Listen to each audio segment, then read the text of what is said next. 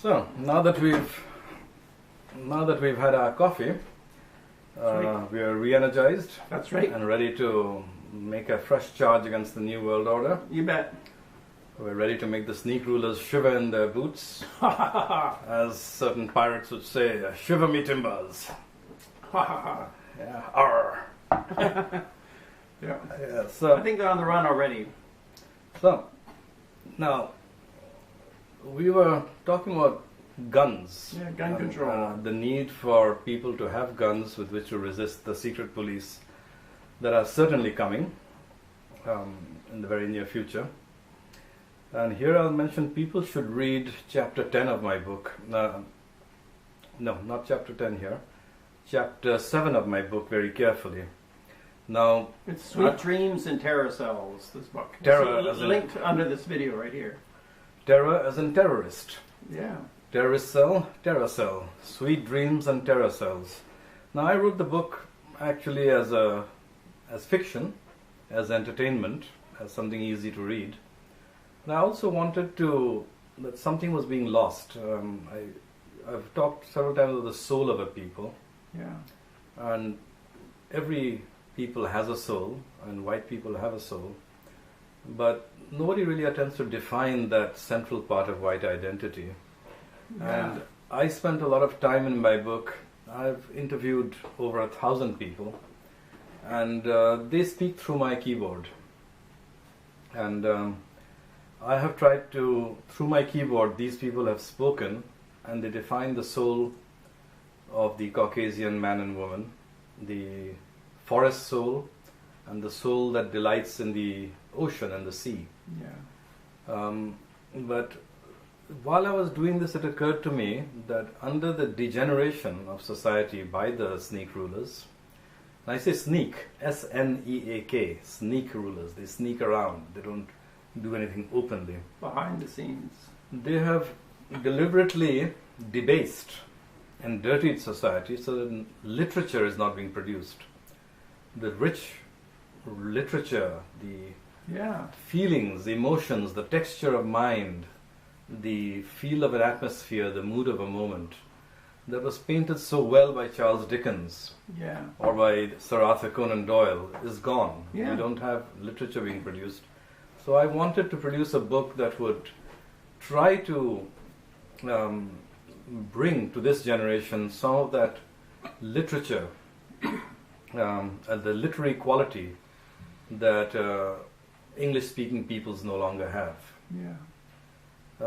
So I hope people will read that, but I hope also they'll read it for the look into the New World Order and its thinking. You will find that in chapter 7, the opening of chapter 7 of my book.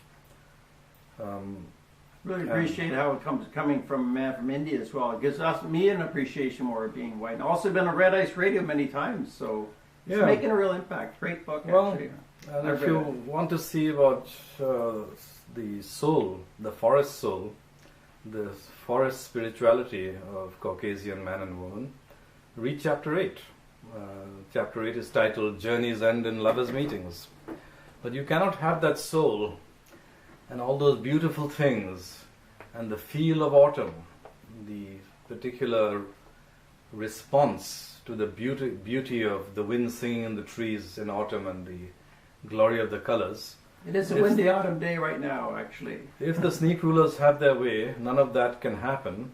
And so we have to think about practical things, hard, nasty things like what kind of deceits and tricks do they have in the media. Yeah. I hate to talk about these things, but we have to deal with these things. But as George Orwell said in 1984, that is not the life we will lead. Once we have removed the sneak rulers, once we have restored a world of distinct nations with distinct nation states living at peace, we will look at the autumn, we will look at the forest, we'll look at the compelling draw, the magnetic, pull of the sea upon the minds of people. Yeah. We will look at these good things, but for now, it's unfortunate, but we have to look at the tricks, deceits, and dirty tactics of the sneak rulers and of their media whores, their media dogs. The prostitutes. Exactly. Now, Donald Trump made another point that who's behind all this? He asked Hillary Clinton, why don't you put some money of your own into your campaign? You have made 10 million, 30 million. You have made millions of dollars. I don't know that we'll ever know the full amount.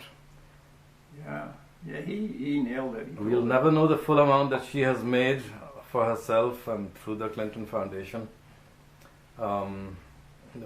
during her time as Secretary of State and afterwards.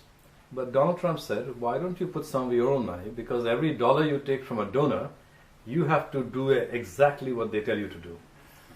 You take a bribe, you have to pay the piper. Yeah, and he paid his own campaign. He made the point to her that you're taking money from people, and because you take that money, you have to do what they tell you to do. But who are these people? Well, he named them. He said at one point, the papers went out to all her friends, the banks, Goldman Sachs, everyone else. At another point, he said, many of her friends took bigger deductions. Soros, who's a friend of hers. George Soros. So there, Mr. Trump actually named some of the string pullers, those who hold the purse strings. The banks, brave man. Goldman Sachs, George Soros. Now it's interesting that he should mention George Soros, who's so active in white genocide, who's so busy promoting the invasion and colonization of the West. Very busy. It's mentioned that he should mention him because the last man who mentioned him, one of the men who mentioned him, got a good kick up the butt. Who was that? That was Glenn Beck. Oh, tell us about that. Now, not many people today remember Glenn Beck, but there was a time when Glenn Beck had a show, I believe it was on Fox News, and he did ravings and rantings of the most bizarre nature. Oh. But he was allowed to continue with this show, and every night he was appearing, raving, ranting, whipping up hate against the Middle East, and so forth, until one day, very suddenly, he was fired. He was fired so fast, it was like a giant boot had landed on his backside and sent him flying through the air. And I often wondered why, and then one man gave an explanation. He's got a YouTube channel. His name is Brother Nathaniel Kapner. Brother Nathaniel, yep. And he said it was after he mentioned George Soros. Reminds me of that quote by Voltaire. If you want to know who rules over you, see who you're not allowed to criticize. It's okay to criticize the Middle East. I'm pretty I think it's a pretty good bet to say that Glenn Beck had the nerve to say the name George Soros on mainstream media, and that was enough to get his butt kicked. Yeah.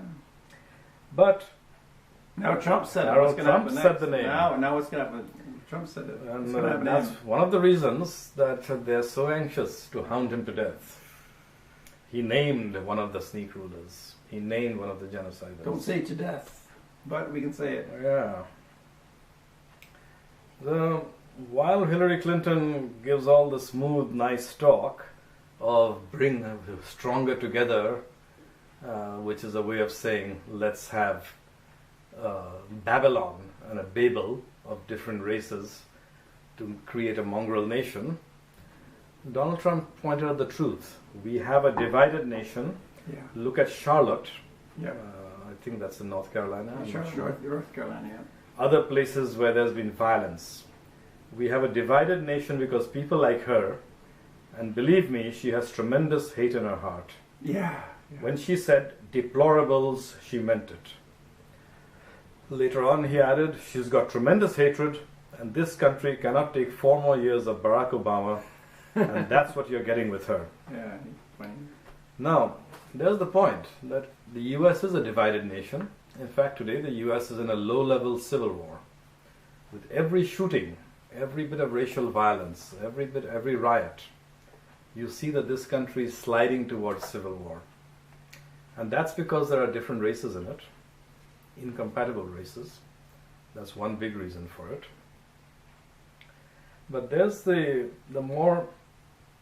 way to halt this is, of course, to have less of a divided nation and to have a majority in the country. It used to be that white Americans were 90% 90% of the US not so long ago. When I grew up, it was that way. And then, of course, it wasn't such a divided nation. A nation with an identity will need a core, and that core must have a big majority. But it's not that. It's a divided nation, and he pointed that out. The only way it can be less divided is if white Americans once again constitute a majority of the country. And they always attack the majority. Yes, indeed. But he pointed out something very important, that Hillary Clinton has tremendous hatred in her heart. But who does she have this hatred for? The American people. He didn't say it, but she has a hatred of white Americans. White Americans. She will talk about some Ethiopian child, and she'll talk about Muslims and promote them, but the one group she'll never talk about their sufferings. For example, even this talk, she talked about Donald Trump's lewd language and said he wasn't fit to be a leader. He wasn't fit to be in politics. But that was language. Every year, more than 20,000 times, black men rape white women. Every year. That's a lot of violence. I think it's about 30,000. Yeah. That's a lot of violence. Does she ever talk about that actual sexual violence? Does she talk about the sexual violence inflicted on her own people? Women like her? Not once. Yeah. So she has a lot of hate in her heart, and she has a hate in her heart for her own people. Yeah. Now you might ask why. Well, we know why. She's a puppet. No, that's not why. That's not why she has hate in her heart for her own people. She has hate in her heart just like Barack Obama's mother had hate in her heart for her own people. Barack Obama's mother, Stanley Ann Dunham. Yeah. She actually said, "They are not my people." Wow. Speaking of white Americans, they are not my people. Now, the sneak rulers have mind masters among them. Among them are mind masters. And they have indoctrinated and brain contaminated. I'm using the word brain contaminated following one of your guests, Monica Schaefer. Oh yes, Monica. So don't use the word brainwashed. Then your brain would be washed and laundered. Sounds too good. Sounds too good. Brain contaminated. They have been taught to think of themselves by Hollywood movies, by the education system, by advertisements, as a worthless people, fit only to vanish. Yeah. Hillary Clinton got that brain contamination in the 60s with the counterculture. Yeah. She grew up in that anti-white atmosphere, and she now hates her own people. So when Donald Trump says she has tremendous hate in her heart, he's right. Wow. And who does she have hate Good for? point. Who does she have hate for? The people she calls deplorables. Who are the deplorables? She named them. Xenophobes, sexists, racists. Now, of all the ones she named, white. Islamophobes. White. Yeah. Now, xenophobe is the term used for any white person who wants to have a country, a land for his people. Oh my. Who resists colonization. Oh dear. Racist is another of those control words. Now, I'll just stop a minute to talk about racist. There was a man called Trotsky, a Bolshevik. Trotsky was a hater of the white race, and he was part of the Bolshevik Revolution, and he was one of the masterminds who organized the massacre of 65 million Russians and Ukrainians. White Christian Orthodox, that's evil. He was part of a system that wanted to destroy every vestige of culture and humanity in these people and turn them into prole dogs. Yeah. And that's why they targeted the churches so much and killed every priest they could find, sent them to concentration camps throughout the Gulag archipelago. They destroyed over 70,000 churches so that the Russian people would not have the morality of a religion, so that they turn into nasty proles who would betray each other over 10 cents, bereft of a system of morality. What Frank is saying has largely gone down the memory hole because it's not in Hollywood movies or TV shows. Oh no, there will be no Hollywood movies about the genocide of 65 million Russians, about the fact that they took a Russian priest, tore out his intestines, and made him run round and round a pole, wrapping his intestines around a telephone pole or a street pole. Horrific things. They'd actually compel this priest to run round a street lamp pole with his intestines going round it. Trotsky invented the term racist as a control word and a word weapon for the destruction of white people. So whenever someone uses the word racist, we're sure of one thing. They're a Trotsky-like hater and genocider of the white race. Anyone saying racist is another Trotsky, another genocider. And Hillary Clinton used that word, uses it all the time. So who does she hate? Among the people that she calls racists, xenophobes.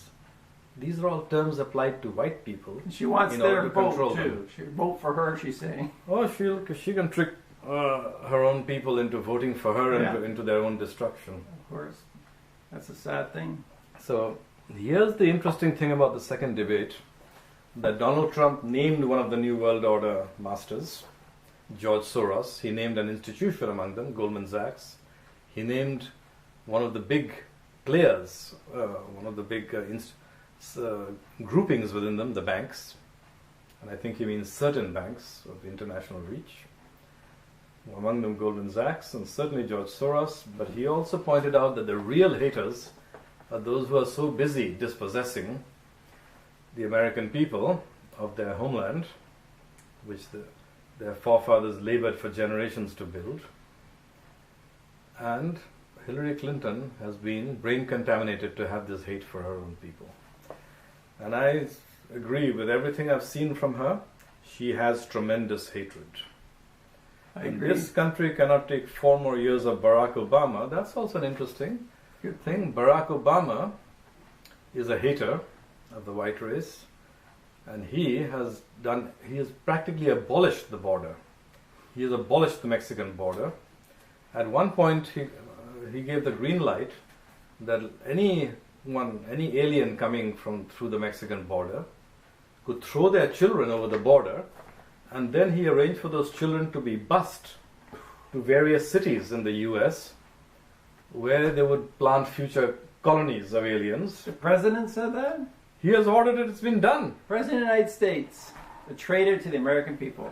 Yes, he says he gave the executive order. He works by executive order. He doesn't bother to consult Congress. Yeah. He said, okay, if the children are there, which means the aliens can throw their children over the border, or just get them over the border somehow, then we have to take the children, bus them to various cities, bring them up at the public expense, plant colonies of aliens. And how did he justify it? He said, we are better than that, just to turn them away. That's worse than an anchor baby. He said, we are better than that. We are a good people. And that's how the fraud gets your money. How the language is turned on its head. He tells you it is the wise thing and the generous thing to do to harm yourself. That's how the fraud works. Yeah. Barack Obama must be laughing behind his sleeve every time he says something like that we are a better people than that. We are a good people, therefore we let ourselves be colonized. A hypocrite, yeah. So, in summary, Trump pointed out the powers that pull the strings of Hillary Clinton by bribing her. He mentioned Soros and Goldman Sachs, and he hinted at the rest of her donors. He said something. They are not famous people, so I won't mention their names and make them famous. Yeah. Now, what does that mean? It means they are nameless people. Behind the scenes. They are anonymous people who are nameless and faceless.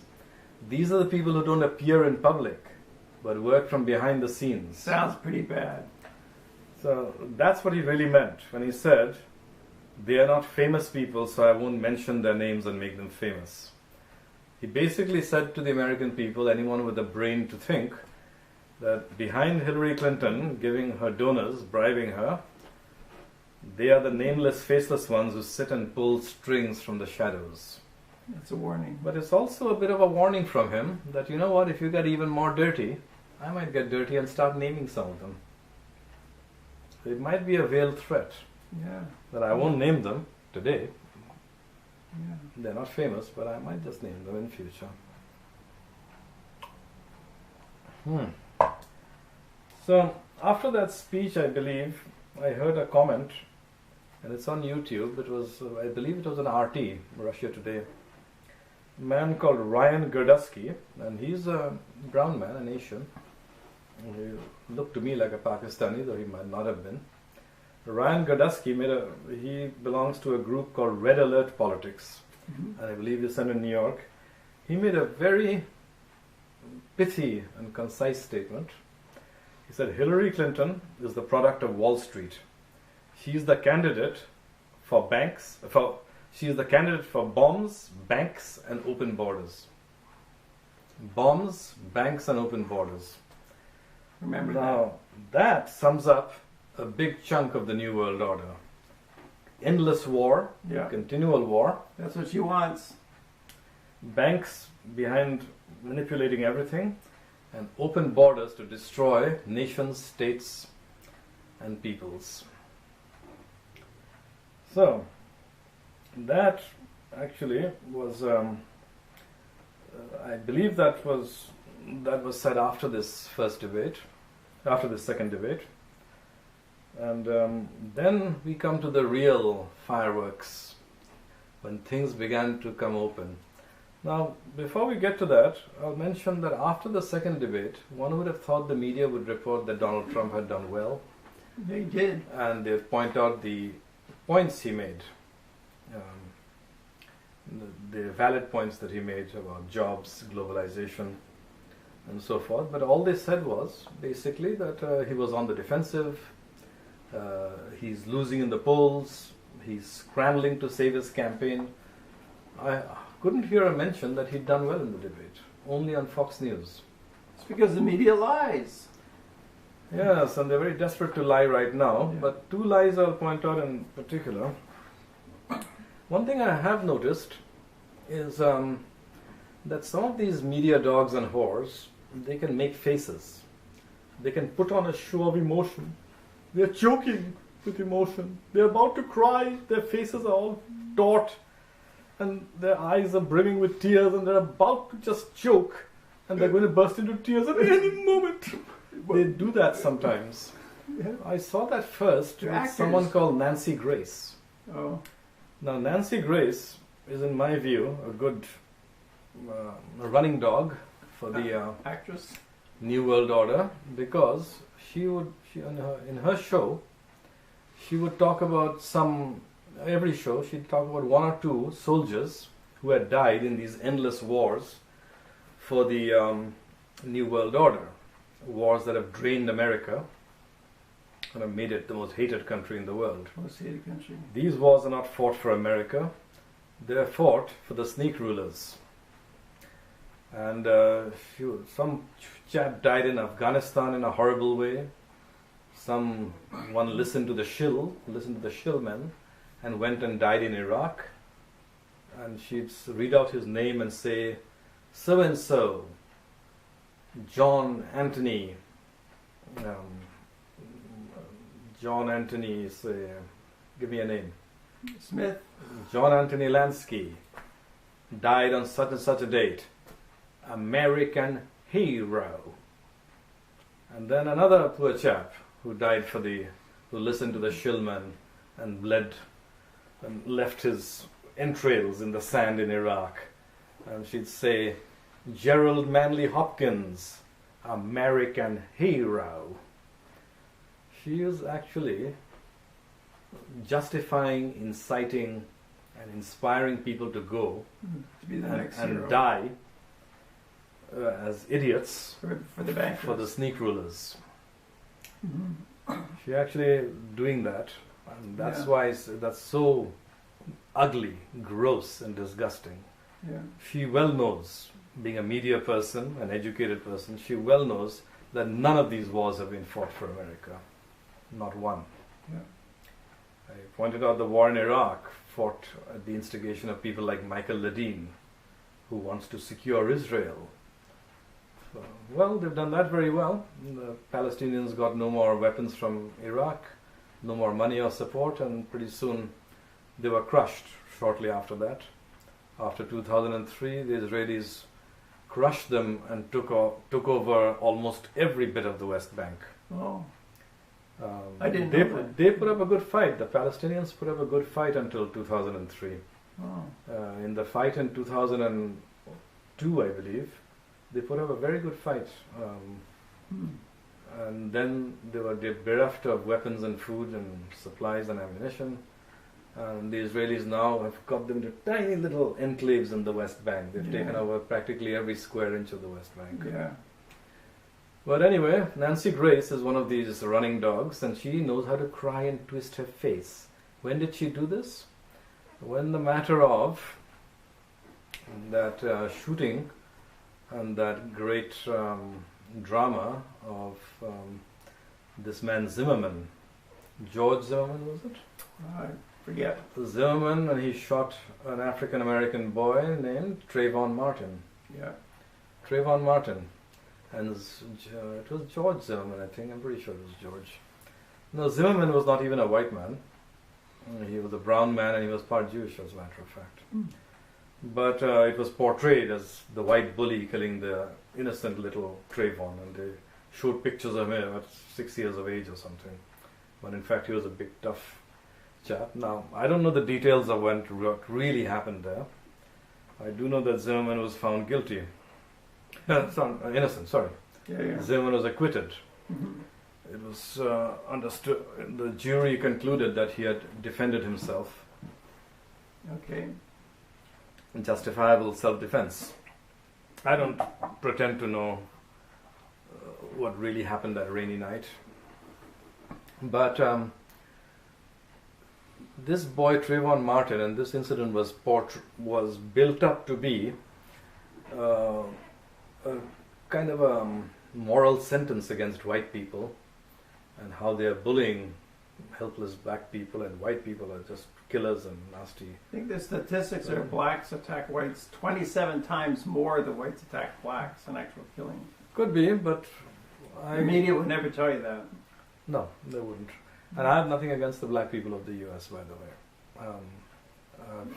When I travel there, I find that they're very helpful, kindly people.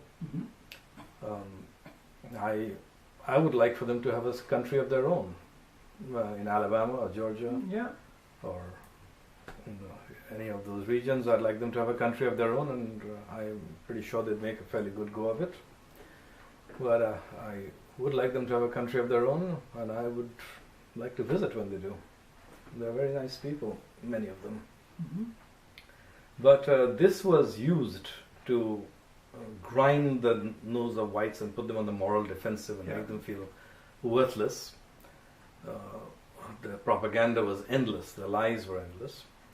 But after the trial, I believe, just after the trial, Nancy Grace interviewed Trayvon Martin's father, and all the way through that interview, her face was pulled up, and she was about to cry, and her voice was breaking. Well, I'd like to ask, out of the 20,000 to 30,000 American women who get raped every year by black men, in how many cases did she give them an interview and twist her face to cry? We'll get 10 seconds left. There was even a woman who got burnt alive locked in the back of her car and burnt alive by a black man. Did Nancy Grace? Now, I noticed how Nancy Grace could pull a tearful face with every feature distorted, eyes, right, voice breaking, but I never thought I'd see it again. And then I did see it again. I saw it in the case of one Carol Costello, who's one of these main anchors and one of the recognizable faces of CNN. And this happened in the context of an Israeli attack upon Gaza. And it was a vicious attack, with them shelling hospitals and using phosphorus. And the people of Gaza they originally lived in the south of what is now occupied as Israel. They lived in the south. They fled their villages in the face of terrorist gangs. Jewish terrorist gangs known as the Stern Gang, the Haganah, the Palmach, the Irgun, IRGUN, these Jewish terrorist gangs terrorized them out of their villages, out of their towns. In cases they split the bellies of pregnant women. Among them prominently was a future Prime Minister of Israel. His name was Menachem Begin. Yes. Now they fled and they were squeezed into this tiny enclave known as the Gaza Strip. And they've been blockaded there, starved, and they've been struggling to regain their land, to return to their homes. Many of them have the keys to their original homes. Wow. They still carry those long keys to the homes that they had to flee. Wow. How long has it been? 1947, 1948. Oh, wow. It's been a long time. Now, this particular Israeli attack was the attack of the lion upon the cockroach. The Israelis had F-16s, helicopters, missiles, drones, everything. The Palestinians fought with starving bellies and with handheld weapons. Nothing more. And they were being brutally bombed. The Israeli army, in one place, there was one clan of 75 people and they killed 65 of them. So in the middle of that, Carol Costello interviews by phone some Israeli women in a town close to Gaza. It might have been Ashkelon, I'm not sure, or Ashdod. A town close to Gaza. And she put on her tearful face. She was about to cry for these women. And these women said they're so terrified that these rockets coming from Gaza might hurt them. These rockets, by the way, are unguided and are basically fireworks. Yeah. They have very little explosive power, and they probably killed nobody in that conflict. Probably nobody. Nobody. Because they're unguided. They land in fields. And even when they explode, the tail of the rocket remains intact. But no, these Israeli women are so terrorized in their town, and they have to get into this brace position. And one woman said that at least we're in the right spiritual yoga position if we do die. Oh. And Carol Costello, not only, she must have had notes of everything to say, she actually reminded this woman of every last one. And there was something you said about being in a certain position, and there was something you said about children. The drama. She actually didn't just let the woman tell her own tale. She reminded her of every emotional trigger point that would elicit tears. And at the end of it, during the interview, this woman said that, did she think of running away or going somewhere else? The woman said, no, this is my home. Why should I leave it? And at the end of the interview, Carol Costello repeated that line in triumphant and moralistic voice. This is my home. Why should I leave it? Throughout that interview, not once did Carol Costello consider that that home is built on the ashes of a village from which the people in Gaza used to live and are now living, and those people still can't return to their home. Yeah. She never mentioned the massive devastation wreaked upon those Palestinians in Gaza. Yeah. She didn't twist her face for them. But as it happens, I believe CNN now, and I could be wrong here, but at the time, and today CNN is owned by a Jew, or by a Jewish group, and that's probably the reason. She got the order, this is what you do. Yeah. Create, just talk pro-Israel and put on tears and jerk the tears out of your audience. Yeah, they know what to say. And you better do it, you whore, because we are paying you. She knows what to say. We pay whores to do our duty. We pay them on the street corners and we pay them in CNN. Yeah. And she whored herself out and conducted this absolutely morally reprehensible act of elevating the conqueror and the settler and the bomber and calling them victims and saying, this is my home, why should I leave it? Yeah. So Carol Costello, in my view, is one of these people who can twist their face when ordered to do so. They can cry on command.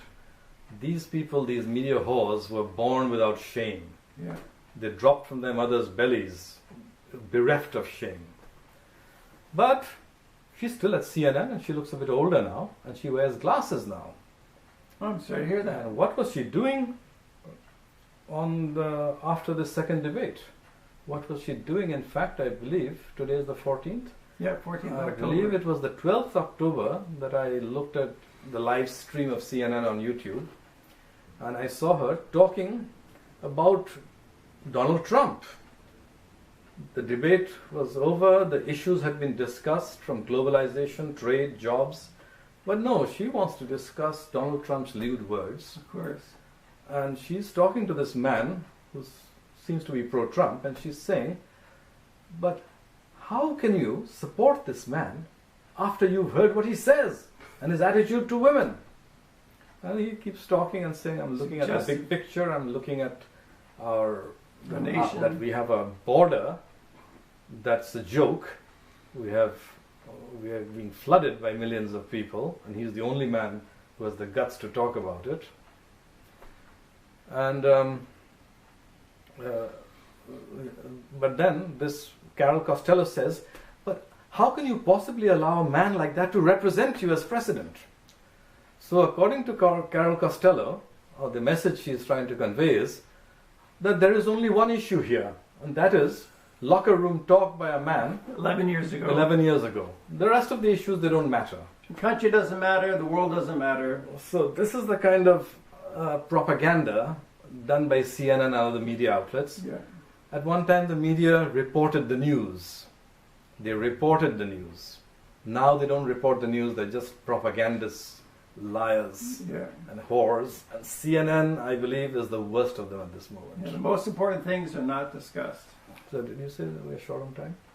No, we're fine. Okay, so that was what I saw after the debate. You'd think they'd talk about the issues and who had scored the best points and who they should vote for on the basis of that. No.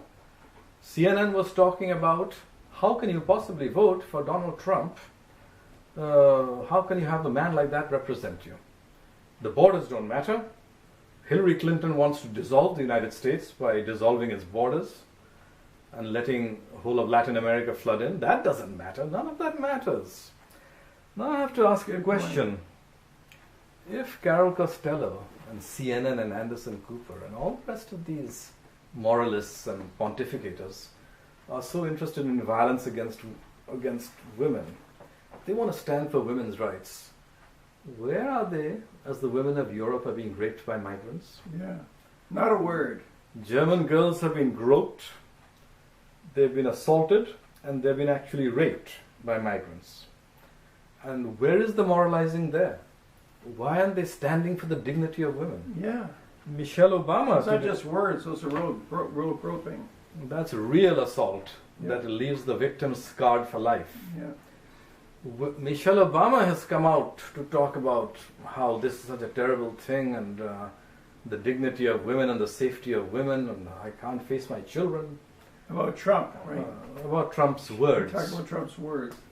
And Barack Obama, who has done nothing in 8 years but grovel like a dog, play golf and grovel like a dog, that's all he's done, and abolished the border. Yeah. He's come out and talked about it. But where are they when it comes to defending the women who are raped in the United States daily? Yeah. Where are they when it comes to the fact that Oslo is as the rape capital of the world, as is Stockholm, that various migrants have been raping women in Oslo and Stockholm till they're the rape capitals of the world now? Yeah. Why don't they do a little moralizing there? Where there's actual violence against women. They're hypocrites. Good point. Hypocrites. Good point. And they have an agenda, and they'll do what the masters pay them. They'll do whatever the masters tell them to do. I'm concerned how many people believe this media. Some people get sucked in by this.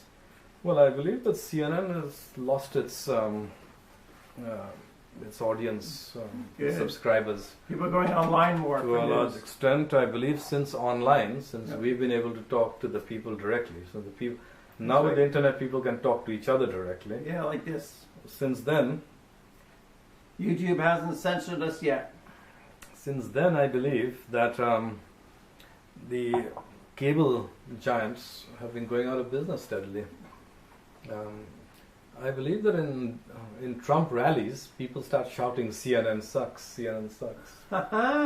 So CNN had a little get-together the other day saying what Trump has done is very irresponsible. So one of our cameramen had to be walked to her car by police because she felt threatened. These people were shouting against CNN. Well, as I've seen it, Donald Trump's rallies are attended by 20 to 30,000 people, while the Hillary Clinton rallies have a very sparse attendance, sometimes just enough to fill a large Are they actually paid room. people to sit in the seats? I don't know about that. I've read a report people are being paid to go. Well, but I don't know about that. What I have seen is I don't know for sure. They're very sparsely attended. Very few people seem to be there. Wow. But the media, they won't say that. I've been listening to the cable giants. What they do is they keep the camera fixed on Donald Trump's face and they never pan the camera to show the crowd. Oh. So in some of the recent speeches, Donald Trump makes 3 speeches a day, minimum. He was saying, turn the camera, show the crowd, turn the camera. Yeah. You there with the blonde hair, spin the camera, but they just stay frozen because they've got strict orders. Keep the camera panned on Trump, never show the crowd. They've got strict orders to do it. Listen to the president-to-be. No, they're just not going to show the crowds. They're never going to show what huge crowds there are. And these filling stadiums, and these crowds are howling against CNN, among other people. That's an interesting thing, isn't it? Yeah. I'd suggest to these propagandists and liars that they watch their step, because if they take this society further down the road to chaos and destruction, there will be chaos and destruction, and then they will have to pay a real price. People will actually turn on them in riots, as they have done in other countries. Yeah. They'll turn on the liars and say, you have destroyed our lives. Yeah. That's karma. Karma. I suspect it's going to happen. I hope it doesn't. I don't want things to come to violence, but this is the way when societies are destroyed and civil strife breaks out. That's what happens. Yeah. It's happened before. So, such was the second debate and its aftermath. You had the tearjerkers yapping about Donald Trump's lewd remarks. Where are they when actual women are raped and murdered? Yeah. Where are they? Do they have all-day discussions? Wonder why Trump didn't say, look, you pulled this thing out from 11 years ago, you timed it just for this moment right now. It's dirty. He has said it. Oh, good. Did he say that? That's good. Yeah. But now we'll talk about the fact that for the very first time in 60 years of steady, high-speed subversion, degradation of society, of the genocide of the white portion of the population in the United States and throughout the Western world, for the very first time, a major figure is saying in public that there is a new world order, they are subverting society, and they want to destroy our nations and states. For the very first time. So let's see what they're saying, and I'm going to read it to you, because guess what? The mainstream media will never repeat it. They will not repeat it to you. So I'm going to read from the Trump speech in Panama City, Florida, delivered on October the 11th. And I'm going to read verbatim. Hillary Clinton, these are the words of Donald Trump. Hillary Clinton is the vassal of a corrupt global establishment. There's the word global. The internationally operating people. Yeah. Hillary Clinton is the vassal of a corrupt global establishment that is raiding our country and surrendering the sovereignty of our nation. Now, when did you last hear that by any major figure? People have said it in small groups of dissidents have said it in their websites, but they never got exposure. Yeah. This criminal government cartel does not recognize borders, but believes in global government, unlimited immigration, and rule by corporations. It also believes in no borders. Just come on, folks, come on in. Speaking in secret to a foreign bank, again just revealed, Hillary Clinton said, "My dream is a hemispheric common market with open trade and open borders." No major media outlet will repeat these words. They were said at a Trump rally. They will not be discussed on CNN or ABC or NBC. Yeah. We have the internet, therefore Trump supporters are able to post the entire speeches. Yeah. They will give you only little bits that say Trump on the defensive. Yeah. So, let's repeat that. In speaking in secret to a foreign bank, again just revealed, Hillary Clinton said, "My dream is a hemispheric common market with open trade and open borders." Well, there go the rest of your businesses, and there goes your country, folks. Now, there goes your country is addressed to every present American, and certainly every white American. There goes your country, there go your farms, there go your cities, there go the house that you live in. Because there'll be floods of people to take them over. The farm that once fed 10 families will now feed 100 families. There'll be less food to go around. She doesn't say that, he meant in public. She doesn't say that in public. But behind closed doors, when she thought no one was listening, she pledged to dissolve the borders of the United States of America. No borders. It's no country. Well, let Trump said it. Yeah. Trump said it. Listen to what Trump said. You don't have borders, we don't have a country. WikiLeaks has given us a window into the secret corridors of government power, where we see a former Secretary of State announcing her desire to end forever the American independence that our founders gave to us and wanted us to have. Treason. Treason, right? Treason. And she goes around with the seal of the United States of America. Yeah. American soldiers have fought and died to win and keep America's freedom. And now Hillary Clinton wants to surrender that freedom. Hillary Clinton wants to surrender that freedom to these open borders and open trade and a world government. By the way, we want a government for the United States. We're very happy with it. Yeah? Yeah. Now, Wow. I'll just amend that and say, these globalists don't want a world government. They want a government of the formerly white world.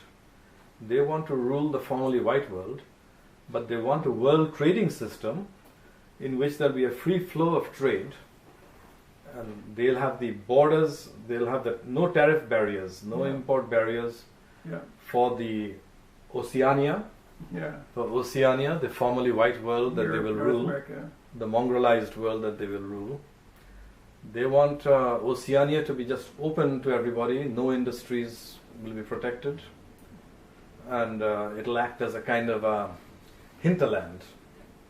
And they will make vast profits from global scale trade. Yeah. While the supertankers plow up the oceans and food gets trucked from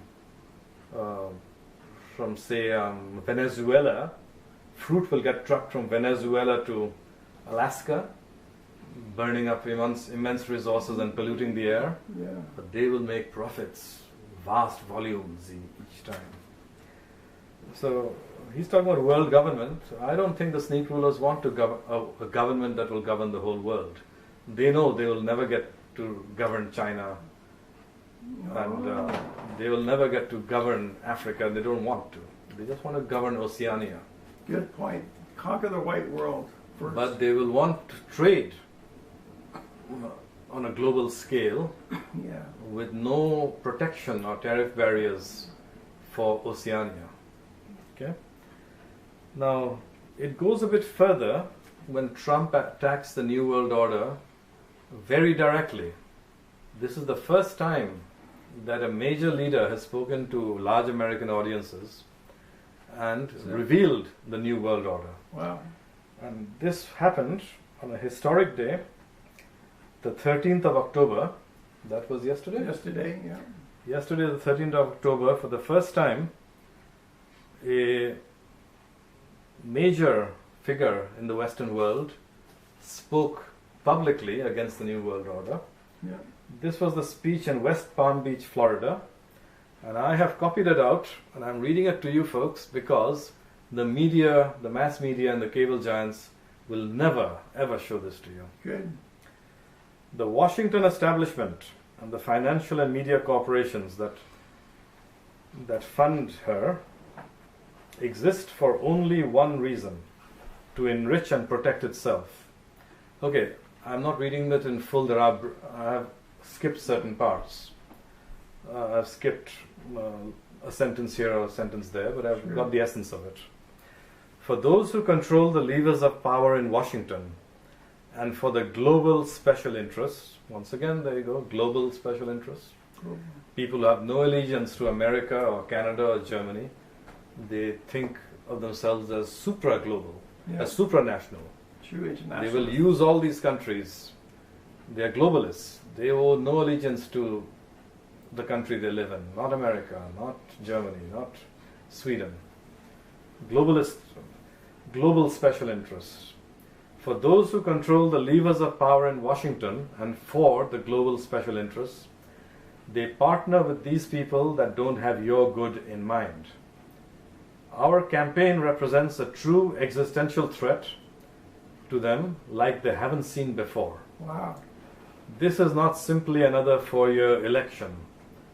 This is a crossroads in the history of our civilization that will determine whether or not we the people reclaim control over our government. Wow. The political establishment that is trying to stop us is the same group responsible for our disastrous trade deals, massive illegal immigration, and economic and foreign policies that have bled our country dry. The political establishment has brought about the destruction of our factories and jobs as they have fled abroad to Mexico and elsewhere. Wow. Well, if a globalist master doesn't think of himself as American, of course he doesn't care if your factories flee abroad. Yeah. He makes profits if they flee abroad. Yeah. Now I continue with Trump's speech. It is the global power structure, and he means the globalist power structure, that is responsible for the economic decisions that have robbed our working class, stripped our country of its wealth, and put that money in the pockets of a handful of large corporations and political entities.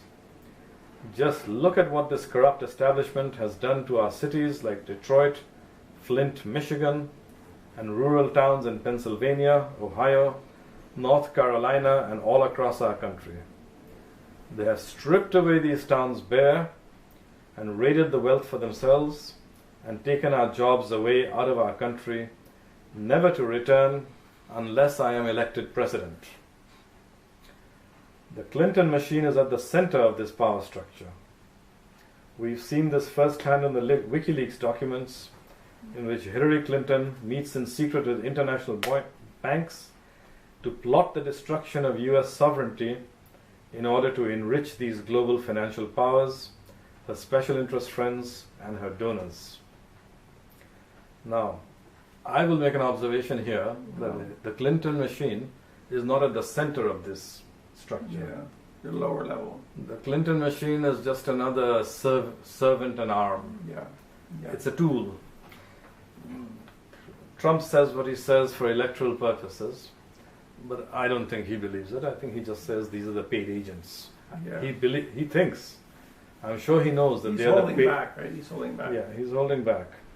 But what he said was that we have seen this firsthand in the WikiLeaks documents, in which Hillary Clinton meets in secret with international banks to plot the destruction of US sovereignty in order to enrich these global financial powers, her special interest friends, and her donors.